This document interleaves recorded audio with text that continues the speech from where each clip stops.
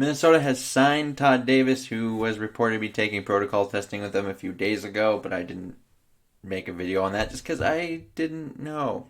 Never know. So I didn't do it until he was actually signed. Now, he is an experienced linebacker and was kind of a surprised cut out of the Denver Broncos. He has been a starter for them from 2016 all the way through 19 and also spent 2015 with the team. Last year he had 134 total tackles, 78 of them solo, 6 TFLs, 1 quarterback hit, 1 quarterback knockdown, was blitzed 24 times with 2 hurries, 3 pressures. Now, against the pass, a little lackluster. Last year he was targeted 79 times.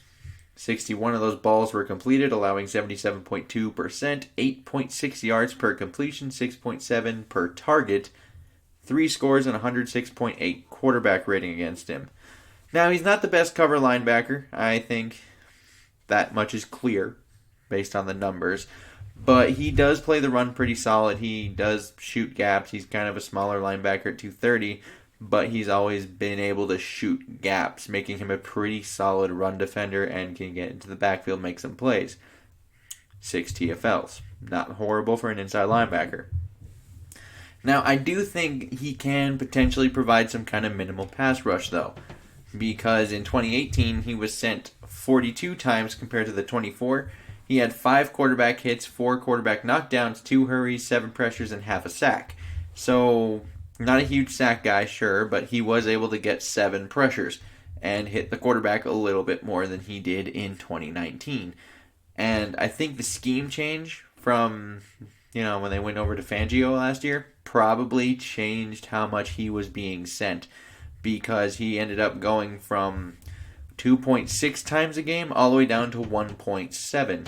He kept his hurry number the same, which is kind of shocking a little bit considering that. And his pressure number did fall by 4, but we're talking about a 20% decrease on how many times he's actually being sent at the quarterback to go cause some havoc.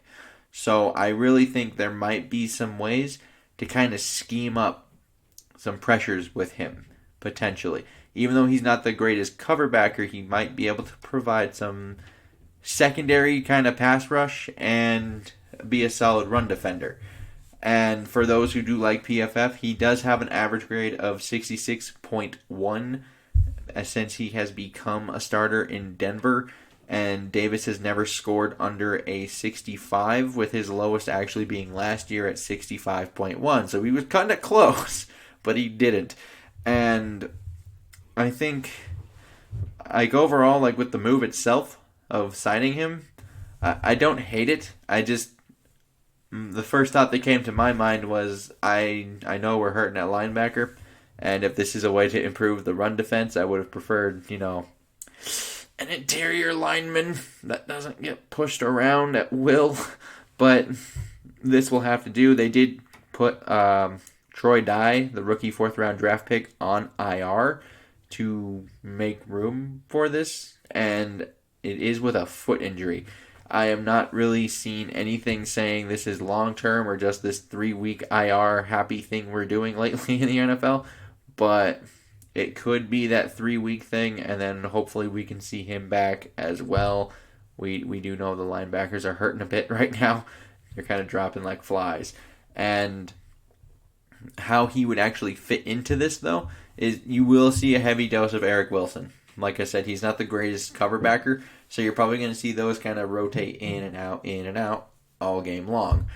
Depending of who they play, of course. Like this week, we may actually see more of Todd Davis because it's the Tennessee Titans. They have, big offensive line. Derrick Henry, they're going to want to run the ball. That's what they do.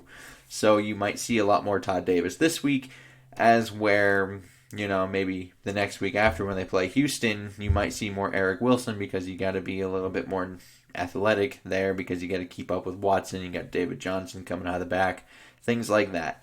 So I think that spot's going to become a lot more rotational than it was with Barr and Kendricks, where it's pretty much just those two, and then every once in a blue moon, you're like, oh, number 50's out there too.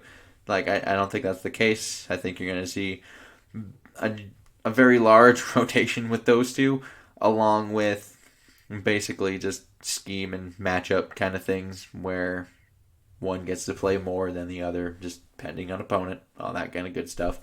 So, yeah, I would like to know your guys' comments down below. Thoughts, things, all that good stuff. Liking and subscribing, super nice.